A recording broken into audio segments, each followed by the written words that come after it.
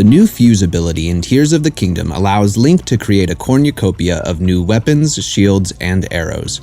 Every piece of equipment, almost every material, and a variety of overworld items can be a fusion material.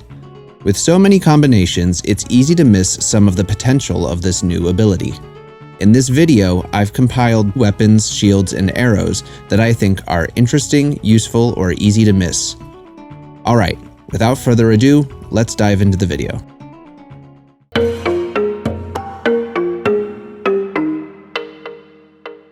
Has this ever happened to you? You're in a cave filled with ore, but you don't have any good weapons you can use to make a hammer. Worry not. You can use your shield. By fusing any material that you would typically use to make a hammer, sledge, or pounder to your shield, you can break ore and tough sediments by shield bashing.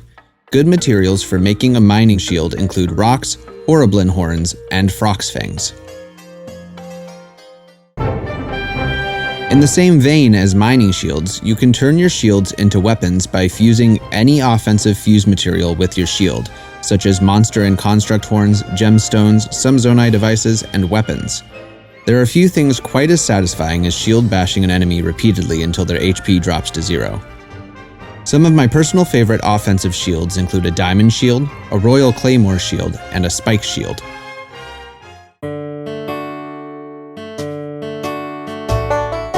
Not only can you create shields that deal damage, you can now create weapons that you can use for defense.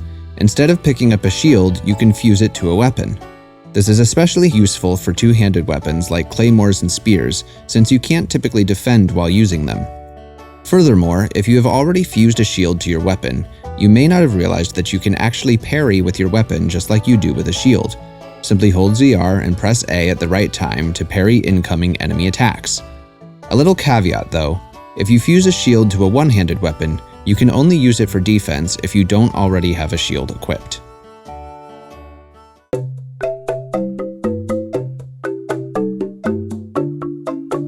One weapon type that was missing from Breath of the Wild was a whip, but Tears of the Kingdom has rectified this glaring mistake.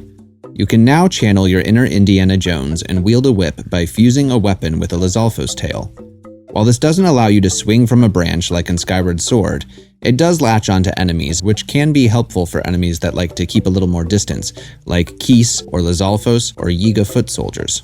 Additionally, if you use an elemental Lizalfos tail, your whip will also inflict the corresponding elemental effects and damage.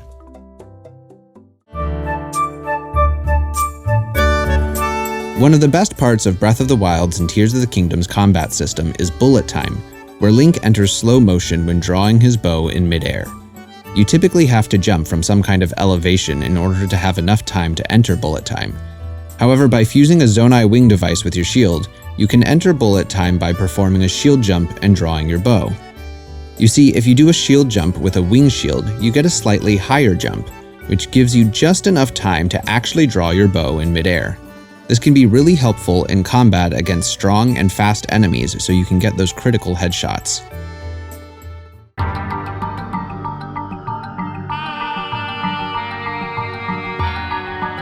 With as much time as you spend gliding through the air in Tears of the Kingdom, it would be really nice to be able to propel yourself along faster. By being a little clever, you can actually use a fan shield to boost your gliding speed.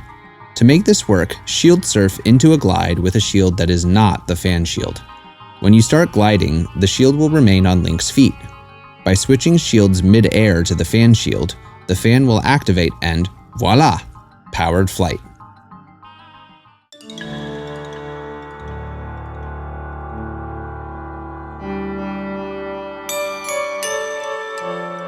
By this point, most people know about rocket shields. But did you know that you can also fuse an Octorok balloon to your shield to achieve a similar effect? It's not quite as glamorous or as effective as a rocket shield, but any and every tool that helps you get some height in Tears of the Kingdom is useful. Plus, it's pretty funny to see Link dangling from a shield attached to an Octorok balloon.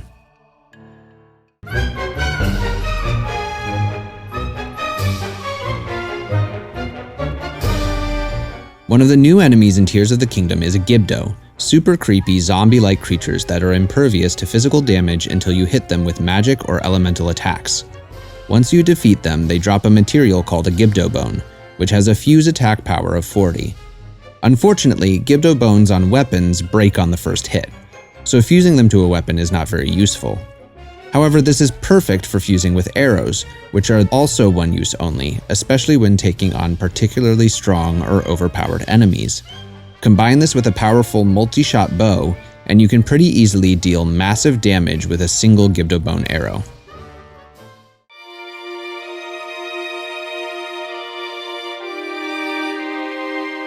One of the most useful new Zonai devices in Tears of the Kingdom is the Hoverstone, a square platform which, once activated, will stay suspended wherever it is placed until you run out of battery. This is great for ascending to greater heights when there is no clear path upward, but did you know that you can actually use them mid-air? By fusing a Hoverstone with an arrow, you can fire out a Hoverstone that will stick in mid-air a few feet after being fired. And because you can draw your bow and fire in mid-air, this is a great way to create an impromptu landing spot to recover stamina while gliding.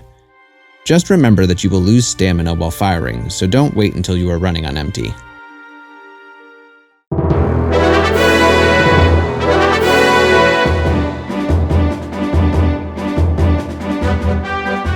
There you have it.